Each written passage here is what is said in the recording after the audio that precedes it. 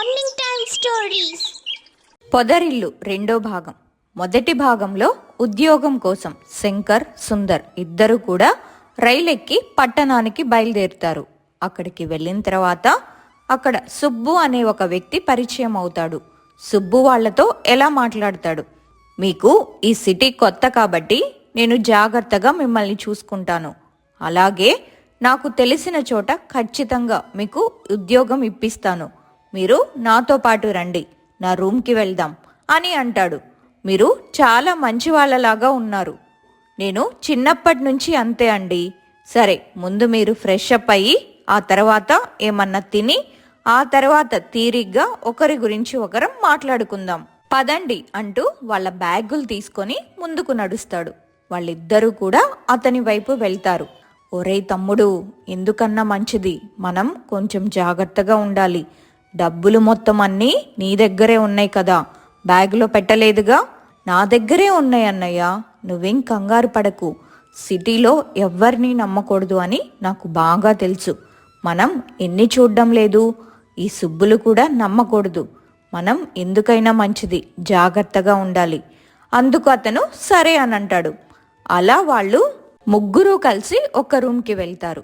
అక్కడ సుబ్బు వాళ్ళకి కావాల్సినవన్నీ ఏర్పాట్లు చేస్తారు. ఇక వాళ్ళు సిద్ధమైన తర్వాత అప్పుడు సుబ్బు మాట్లాడుతూ, నేను ఎన్నో సంవత్సరాలుగా ఇక్కడే ఉన్నాను, చిన్న ఉద్యోగం చేసుకుంటూ సంతోషంగా ఉన్నా, అమ్మా నాన్న నాకు ఎవ్వరూ లేరు, నేను ఒక ఒంటరిని, మిమ్మల్ని చూడగానే నాకు అన్నయ్యల్లాగా అనిపించింది, అందుకే ఇదంతా చేస్తున్నాను అని చెప్పడంతో వాళ్ళిద్దరు కూడా మీ అమ్మా నాన్నకేమైంది అని అడగగా అతను ఏడుస్తూ, మా అమ్మా నాన్న నా చిన్నప్పుడే చనిపోయారు, నేను ఒక ఆశ్రమంలో పెరిగి పెద్దయ్యాను, ఇప్పుడు ఉద్యోగం సంపాదించి నా కాళ్ల మీద నేను బ్రతుకుతున్నాను, నా జీతం నుంచి వచ్చిన డబ్బులతో ఆశ్రమంలో ఉన్న పిల్లలకి సహాయం చేస్తూ ఉంటాను అని చెప్పడంతో వాళ్ళు ఒకరి ముఖం ఒకరు చూసుకుంటారు. కొంత సమయం తర్వాత నేను ఉద్యోగానికి వెళ్తున్నాను, మీరు మీ రెజ్యూమ్స్ నాకు పంపించండి, సాయంత్రం లోపు నేను మీకు ఏ విషయమో చెప్తాను అని చెప్పి అక్కడి నుంచి వెళ్ళిపోతాడు. అతను వెళ్ళిపోయిన తర్వాత మనం సుబ్బు గురించి చాలా తప్పుగా అనుకున్నాం అన్నయ్య, కానీ సుబ్బు చాలా మంచివాడిలాగే ఉన్నాడు, మనం రైలు దిగగానే భలే పరిచయం అయ్యాడు మనకి, ఇలాంటి వాళ్ళు ఉండబట్టే మనలాంటి వాళ్ళు ధైర్యంగా ఉంటున్నారు. అవును తమ్ముడు, నువ్వు చెప్పింది నిజమే, ఇలాంటి వాళ్ళు ఉండబట్టే మనం కొంచెం ధైర్యంగా ఉండగలుగుతున్నాము అని వాళ్ళిద్దరూ మాట్లాడుకుంటూ ఉండడం అంతా సుబ్బు చాటుగా వింటాడు. సుబ్బు తన మనసులో, మిమ్మల్ని నమ్మిస్తేనే కదా నేను మీ దగ్గర నుంచి డబ్బు కాచేయగలను, హహహా అని అనుకొని అక్కడి నుంచి బయటికి వెళ్తాడు. ఇంతలో అతన్ని ఒక ఆటో గుద్దుతుంది. అతను నడవలేక చాలా ఇబ్బంది పడుతూ పెద్దగా అరుస్తూ ఉంటాడు. ఆటో డ్రైవర్ అతన్ని హాస్పిటల్కి తీసుకొని వెళ్తాడు. ఒరేయ్, ఎంత పని చేసావురా, నేను జీవితంలో నడుస్తానో లేదో అని భయంగా ఉంది, నీ అబ్బా నాకేమన్నా అవ్వాలి, నీ పని చెప్తాను అంటూ పెద్దగా అరుస్తూ ఉంటాడు. నాది కాదు తప్పు, నీదే అన్నా, రాంగ్ రూట్లో వచ్చావు, నేను చూసుకోకుండా కాలు మీద ఎక్కించేశా, తప్పు నీదెంతుందో నాది కూడా అంతే ఉంది, అయినా నీకేం కాదు, బాగానే ఉంటారు, ఏదన్నా ఉంటే నేను ఖచ్చితంగా మీకు సహాయం చేస్తాను, మీ వాళ్ళెవరైనా ఉంటే చెప్పు, నేను వాళ్ళని పిలిపిస్తాను అని అనడంతో సుబ్బు తన అడ్రస్ చెప్పడంతో నేను ఇప్పుడే వాళ్ళని వెళ్ళి తీసుకొస్తాను అంటూ అక్కడి నుంచి ఆ రూమ్ దగ్గరికి సుబ్బు వాళ్లతో, మీ ఫ్రెండ్ సుబ్బుని ఎవరో ఆటో డ్రైవర్ గుద్దేశాడు, హాస్పిటల్లో ఉన్నాడు, నేను అక్కడుండి విషయం కనుక్కొని మీ దగ్గరకు వచ్చాను, మీరు త్వరగా వెళ్ళండి అంటూ అడ్రస్ కూడా చెప్తాడు. వాళ్ళిద్దరూ చాలా కంగారుగా, అన్నా కొంచెం మీ ఆటోలో మమ్మల్ని అక్కడ వదిలిపెట్టండి అన్నా, నాకు వేరే పనుంది తమ్ముడు, నేను మమ్మని హాస్పిటల్లో వదిలిపెట్టొచ్చాను, ఆమెకు ఈరోజు ఆపరేషన్ ఉంది, నేను వెళ్ళాలి, మీరు వేరే ఆటో మాట్లాడుకొని వెళ్ళండి, ఏమనుకోకండి అని అబద్ధం చెప్పి అక్కడి నుంచి వెళ్ళిపోతాడు. ఇక వాళ్ళు వేరే ఆటోలో హడావుడిగా అక్కడికి చేరుకుంటారు. అక్కడున్న ఒక ఆమె, సుబ్బుకి ఆపరేషన్ జరుగుతుంది, డబ్బులు మీరు ఇక్కడ కట్టండి, ఎందుకంటే మీరు వచ్చేదాకా ఆగడం మంచిది కాదని ముందే ఆపరేషన్ మొదలు పెట్టారు అని చెప్పడంతో, ఎంత డబ్బు ఖర్చు అవుతుందండి, ప్రస్తుతానికి ఒక 50,000 పే చేయండి, ఏమన్నా ఉంటే నేను మళ్ళీ చెప్తాను అని అనడంతో ఇక వాళ్ళ దగ్గరున్న డబ్బు 30,000 మరియు వాళ్ళ చేతికున్న ఉంగరాలు అమ్మి మరీ డబ్బు కడతారు. సుబ్బుకి ఆపరేషన్ పూర్తవుతుంది. కొంత సమయం తర్వాత అతను స్పృహ నుంచి బయటికొస్తాడు. అప్పుడు వాళ్ళిద్దరూ అతనితో మాట్లాడుతూ ఉండగా ఆటో డ్రైవర్ ఎక్కడా అని సుబ్బు అడుగుతాడు. ఏ ఆటో డ్రైవర్ ఏంటి అని అడగగా సుబ్బు జరిగిన విషయం చెప్తాడు.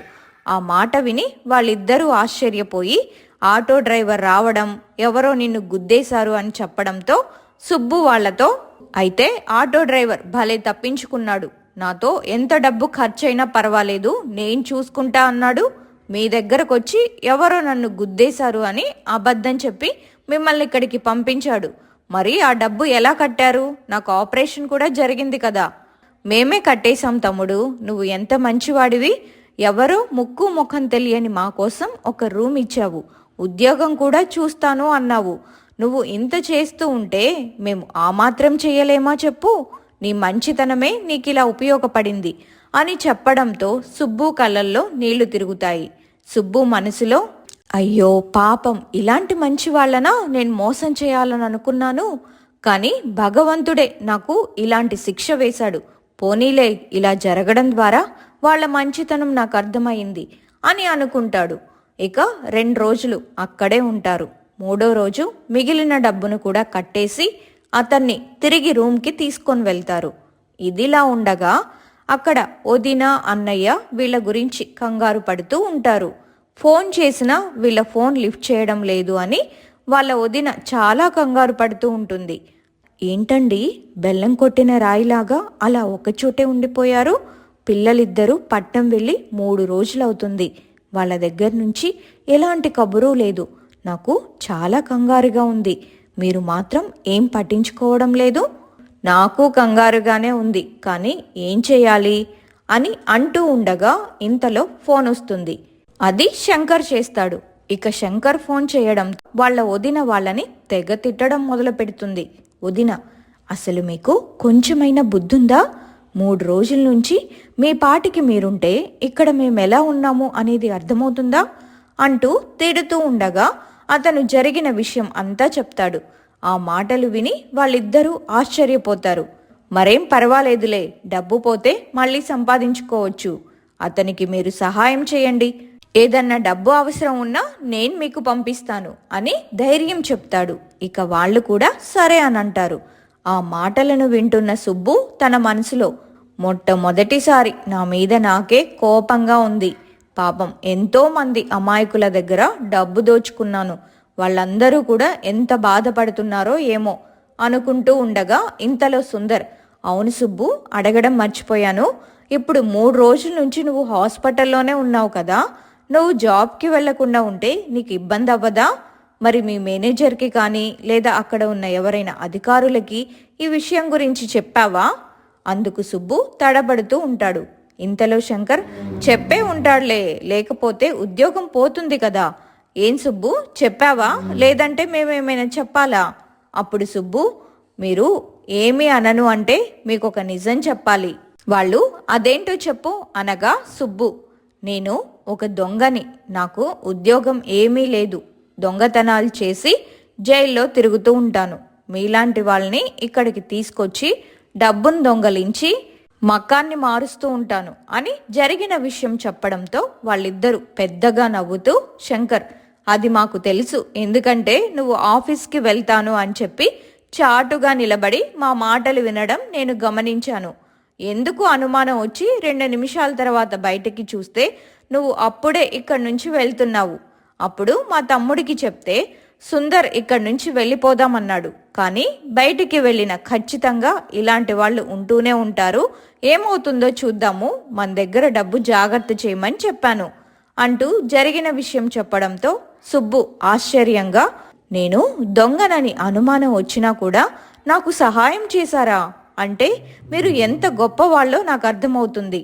మీలాంటి వాళ్ళని చూసి కూడా నేను మారకపోతే మనిషి అన్న పదానికి అర్థం లేకుండా పోతుంది.